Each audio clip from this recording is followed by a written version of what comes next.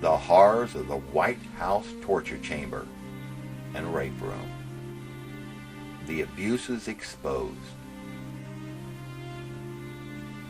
It has taken me almost 20 years working 7 days a week to expose the secrets of the White House torture chamber and rape room.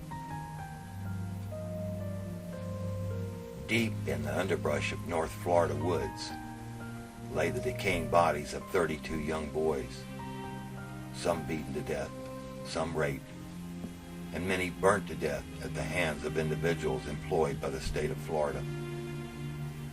State employees who locked and chained many of these young boys in their dormitory building, leaving them unattended while they visited a house of ill repute in downtown Marianna.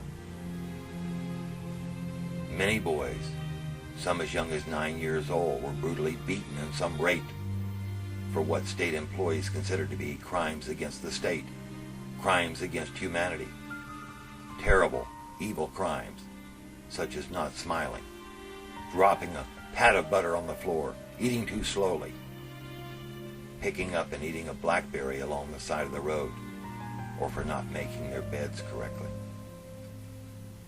The White House torture chamber was and still is located at the Florida School for Boys at Marianna, now known as the Arthur G. Dozier School for Boys. The beatings took place using a 2-foot leather strap. A piece of sheet metal was sewn between 2 thick pieces of leather.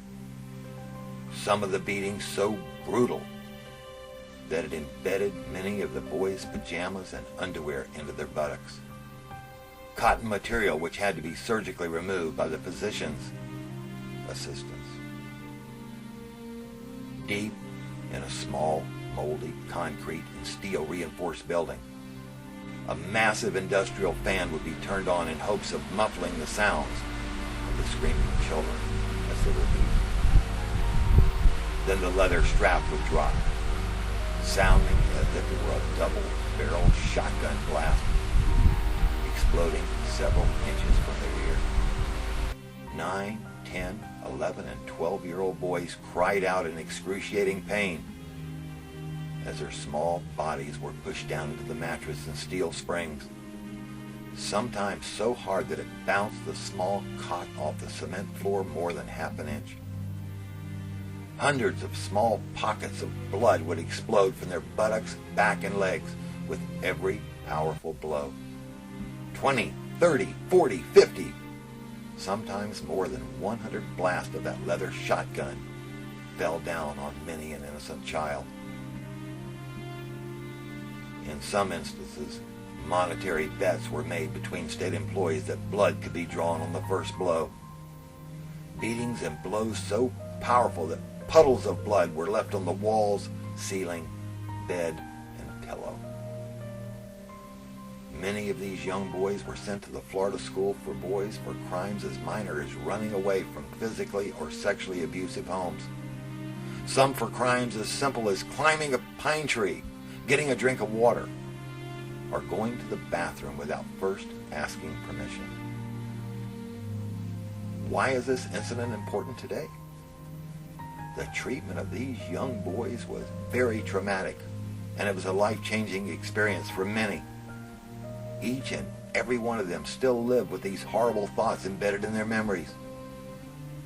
Those of us who survived will forever live with the scars of disappointment in our buttocks, on our backs, on our legs, and expressions on our face and in our mind.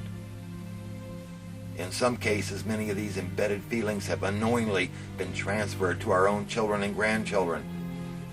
Many of these boys, now men, have been married 4, 5, and 6 times.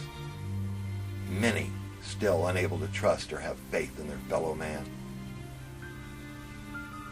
As the bloody handprints of rehabilitation still mar the walls of this horrible building, with the help of Robert Straley, Michael O. McCarthy, Dick Colon, and Bill Willie Hayes, who, like I, were beaten and abused.